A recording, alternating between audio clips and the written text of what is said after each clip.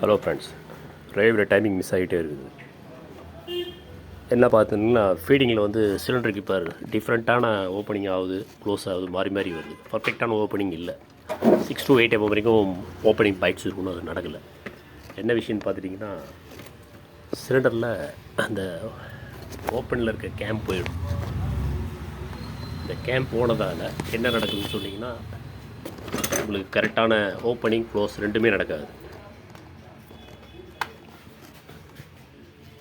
இங்கே பாருங்கள், இந்த பேரிங் காட்டுறேன். ஆக்சுவலி ஒரிஜினல் வந்து OHS ரன்னர் இருக்கும். உங்களுக்கு ப்ளே இருந்ததுன்னு சொன்னால் கரெக்டான ஓப்பனிங் க்ளோசிங் வராது. யூஸ்வலி இது டிஃப்ரெண்ட்டான டைப்பில் ஒவ்வொருத்தர் ஹேண்டில் பண்ணுவாங்க. பேக் சைட் டெலிவரி கட்டி பண்ணுவாங்க, சிலிண்டர் கட்டி பண்ணுவாங்க.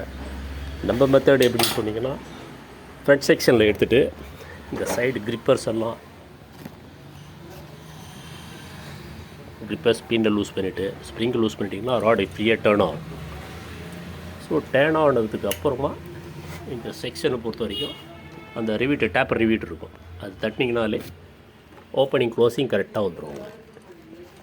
பண்ணிவிட்டு இங்கேருந்தே இந்த பைட்டை கட்டிட்டு நாங்கள் எங்களுடைய ஸ்டைலில் நாங்கள் அப்படி பண்ணுறோம். ஒவ்வொருத்தரும் விதமாக பண்ணுவாங்க. இப்படி பண்ணிட்டீங்கன்னா கொஞ்சம் ஒர்க்கிங் ப்ராசஸ் வந்து கொஞ்சம் சீக்கிரம் பண்ணிக்கலாம். உங்களுக்கு என்ன ப்ராப்ளம்னா பேரிங் ரன்னர் பார்த்தீங்கன்னா தெரியும். இதுக்கு எங்கள் ஒரு ஸ்டெப்பு ஸ்கேல் ஒன்று இருக்கும். இந்த செப்பரேட்டர் மாட்டுற ஸ்கேல் ஒன்று இருக்கும். ஸ்கேலுங்க,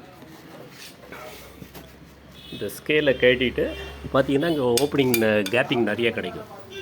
கிடைச்சதுக்கப்புறம் இந்த ஸ்ட்ரோக் நீங்கள் பண்ணிட்டீங்கன்னா ரொம்ப சீக்கிரமாக அந்த ப்ராசஸ் முடிச்சிடலாம்.